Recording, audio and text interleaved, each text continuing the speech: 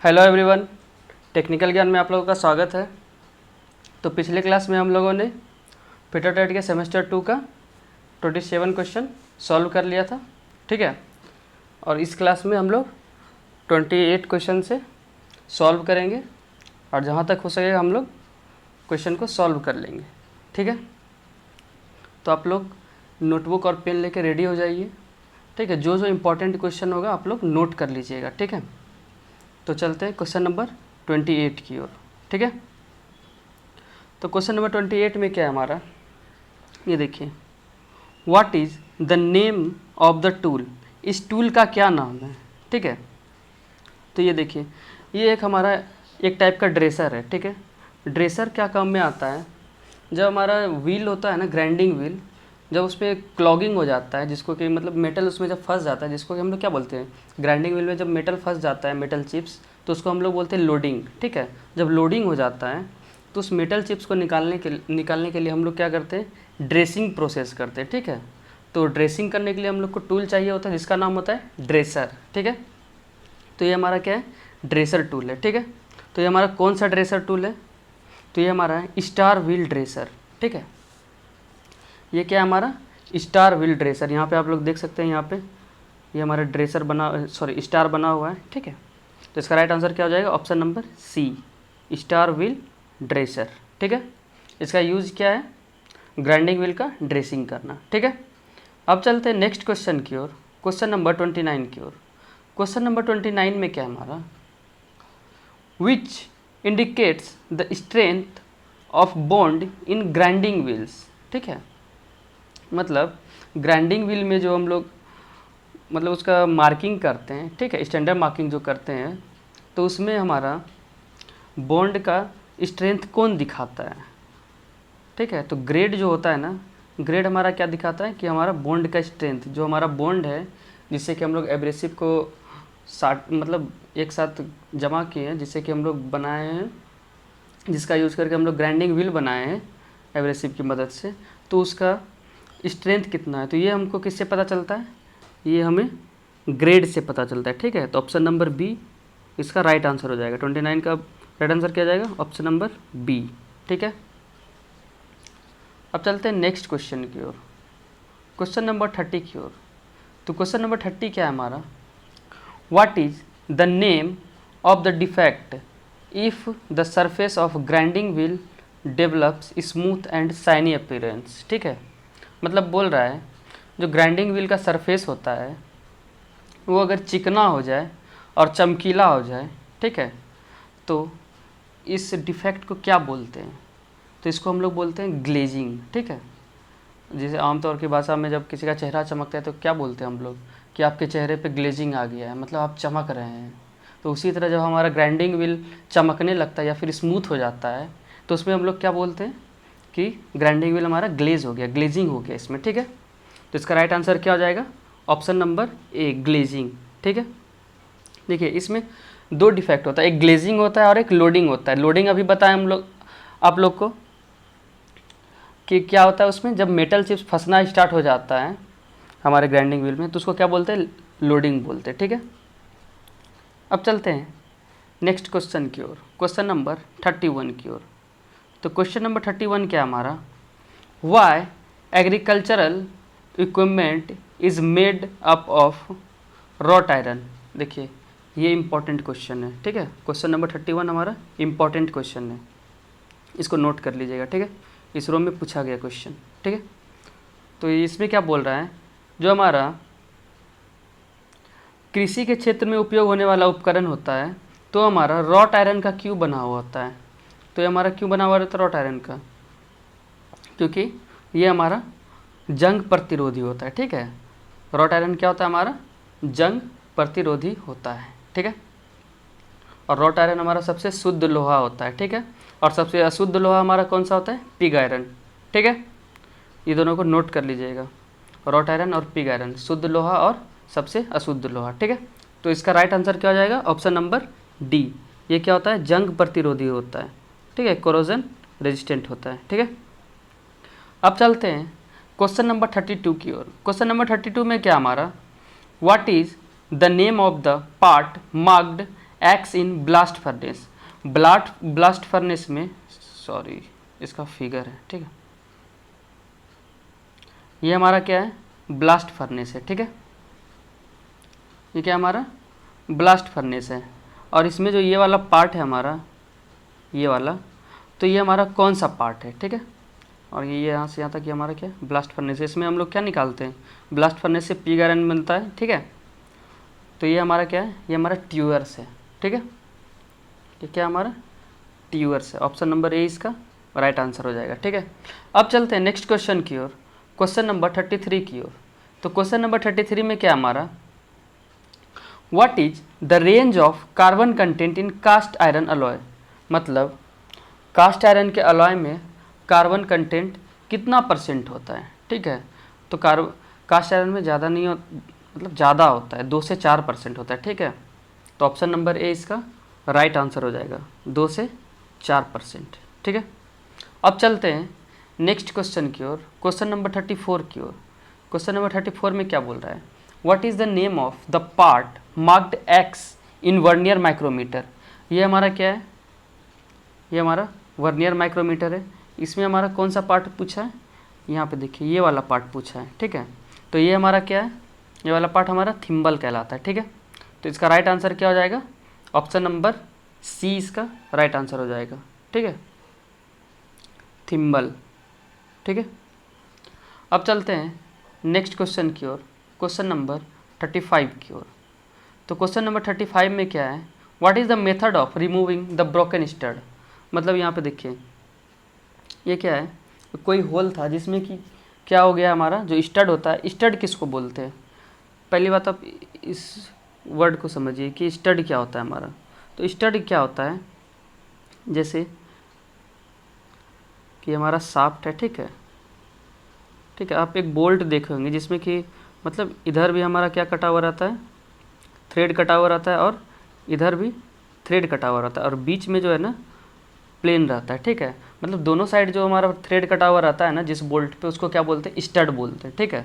तो इसमें क्या हुआ है, इस होल में हमारा स्टड फंस के टूट गया है, ठीक है। तो हम लोग क्या कर रहे हैं, उसको निकाल रहे हैं। तो ये हमारा किस मेथड का यूज हो रहा है इसको निकालने के लिए, ठीक है।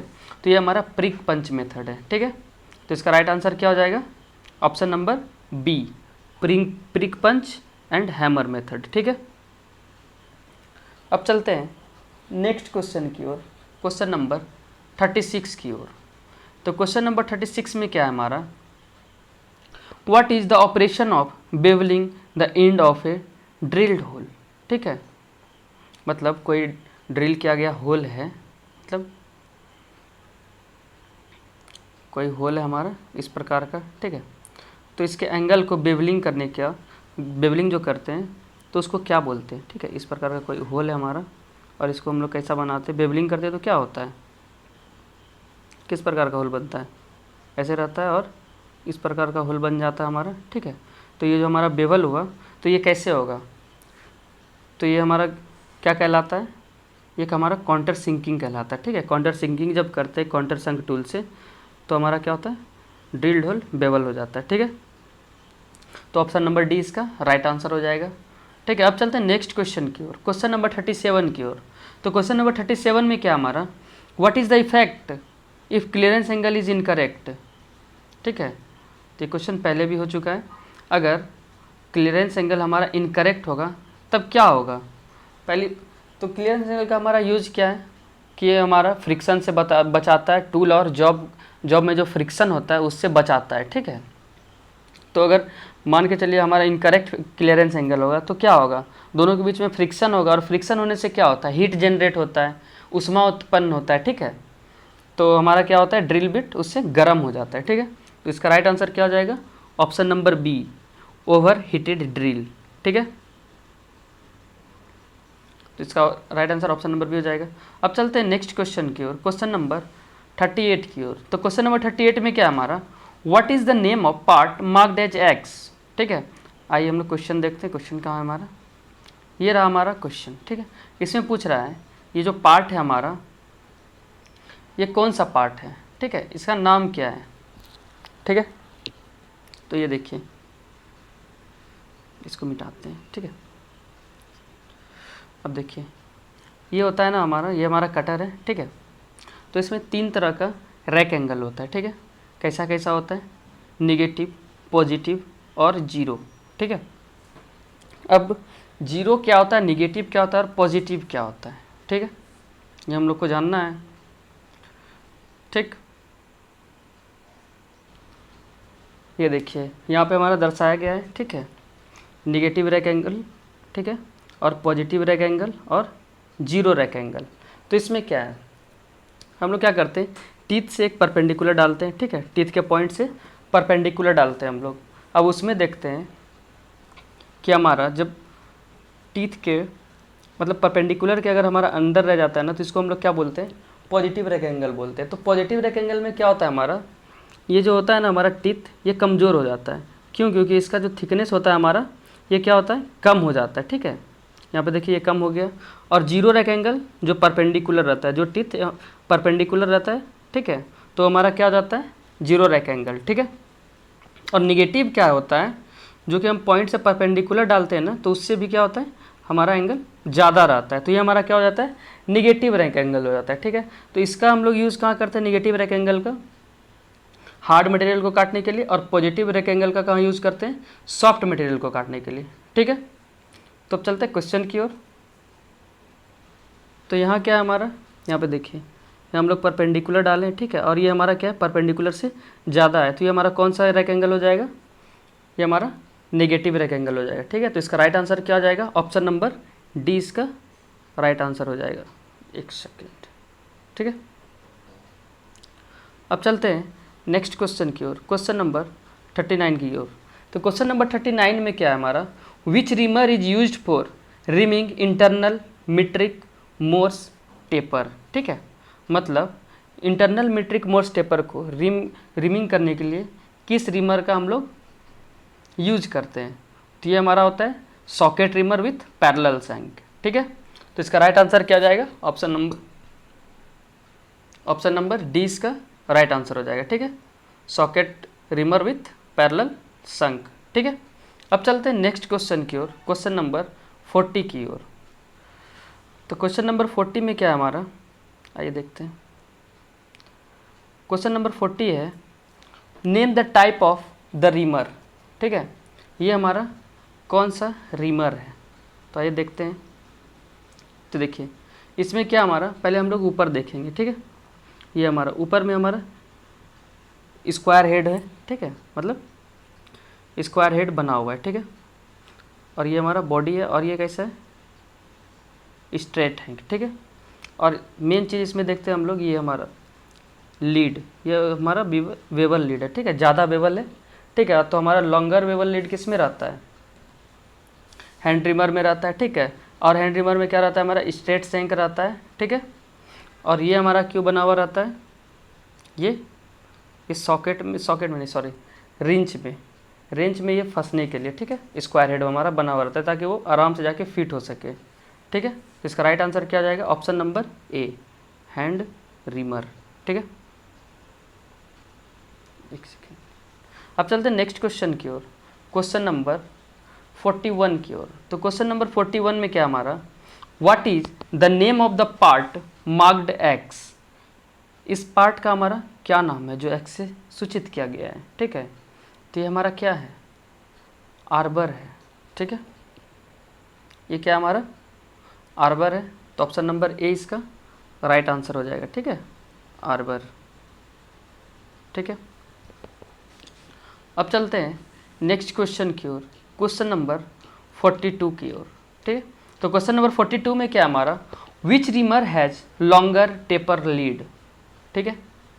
तो क्वेश्चन नंबर 42 क्या है हमारा, किस रिमर का लीड क्या होता है, टेपर और लंबा होता है, ठीक है। तो अभी हम बताएं किस रिमर का होता है, हमारा हैंड रिमर का होता है, ठीक है। तो ऑप्शन नंबर बी इसका राइट आंसर हो जाएगा, हैंड रिमर, ठीक है। अब चलते हैं नेक्स्ट क्वेश्चन की ओर, क्वेश्चन नंबर 43 की ओर। तो क्वेश्चन नंबर 43 में क्या है हमारा, what is the type of defect on drilled hole, ठीक है, इस ड्रिल्ड होल में किस टाइप का डिफेक्ट होगा, ठीक है। इसका पॉइंट क्या हमारा सेंटर में नहीं है, ठीक है। और जब हमारा पॉइंट सेंटर में नहीं रहता है तब कैसा होल होता है, ओवरसाइज होल होता है, ठीक है। तो इसका राइट आंसर क्या हो जाएगा, ऑप्शन नंबर सी इसका राइट आंसर हो जाएगा, ओवरसाइज्ड होल हो जाएगा, ठीक है, मतलब साइज से बड़ा हो जाएगा। अब चलते हैं नेक्स्ट क्वेश्चन की ओर, क्वेश्चन नंबर 44 की ओर। तो क्वेश्चन नंबर 44 में क्या है हमारा, what is the defect if pores of the grinding wheels get clogged, ठीक है। अभी ऊपर इसके ऊपर चर्चा किया गया था, ठीक है। मतलब जो ग्राइंडिंग व्हील के बीच में जो हमारा स्पेस रहता है उसमें जब हमारा मेटल फंस जाता है, ठीक है, तो वो हमारा कौन सा डिफेक्ट हो जाता है, तो ये हमारा क्या हो जाता है, लोडिंग हो जाता है, ठीक है। तो ऑप्शन नंबर सी इसका राइट आंसर हो जाएगा, ठीक है। और लोडिंग को ठीक करने के लिए हम लोग कौन सा करते हैं ऑपरेशन, तो ये हमारा क्या हो जाता है, ड्रेसिंग हो जाता है, ठीक है। अब चलते हैं नेक्स्ट क्वेश्चन की ओर, क्वेश्चन नंबर 45 की ओर। तो क्वेश्चन नंबर 45 में क्या हमारा, which cast iron has the ability to reduce vibration and tool chattering in machine tool, ठीक है। मतलब किस कास्ट आयरन में ये एबिलिटी है कि वो क्या करता है, वाइब्रेशन और टूल चैटरिंग कम कर सकता है मशीन का, ठीक है। तो हमारा देखिए मोस्ट ऑफ द जो बेड बना हुआ रहता है मोस्ट ऑफ द मशीन का, तो वो हमारा किससे बना रहता है, ग्रे कास्ट आयरन का, ठीक है। लेथ का बेड भी हमारा किसका बना हुआ होता है, ग्रे कास्ट आयरन का। वो क्यों, ताकि वो क्या करता है, वाइब्रेशन और शॉक को एब्जॉर्ब करता है, ठीक है, उसके साथ विदस्टैंड रहता है, ठीक है। तो इसका राइट आंसर क्या हो जाएगा, option number A, grey cast iron, ठीक है।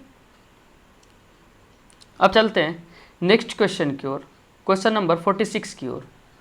तो क्वेश्चन नंबर 46 में क्या हमारा, which furnace is use to produce wrought iron, ठीक है। रॉट आयरन किस भट्टी से या फिर किस फर्नेस से हम लोग उत्पादन करते हैं रॉट आयरन का, तो हम लोग किससे करते हैं, पुडलिंग से करते हैं, ठीक है, पुडलिंग फर्नेस से। तो इसका राइट आंसर क्या हो जाएगा, ऑप्शन नंबर सी, ठीक है। अब देखिए ब्लास्ट फर्नेस से हमारा कौन सा होता है, पिग आयरन, ठीक है, पिग आयरन। और क्यूपोला से होता है हमारा कास्ट आयरन, ठीक है, कास्ट आयरन, ठीक है। अब चलते हैं नेक्स्ट क्वेश्चन की ओर, क्वेश्चन नंबर 47 की ओर।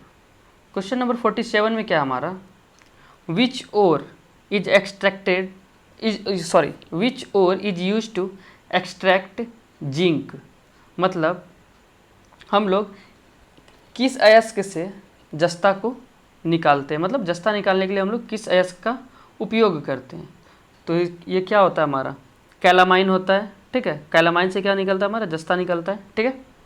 अब चलते हैं नेक्स्ट क्वेश्चन की ओर, क्वेश्चन नंबर 48 की ओर। तो क्वेश्चन नंबर 48 में क्या हमारा, which tool is use to check the internal clearance of the bearing, ठीक है। मतलब किस उपकरण का उपयोग बियरिंग की आंतरिक क्लियरेंस की जांच करने के लिए किया जाता है, तो ये देखिए ये हमारा क्या होता है।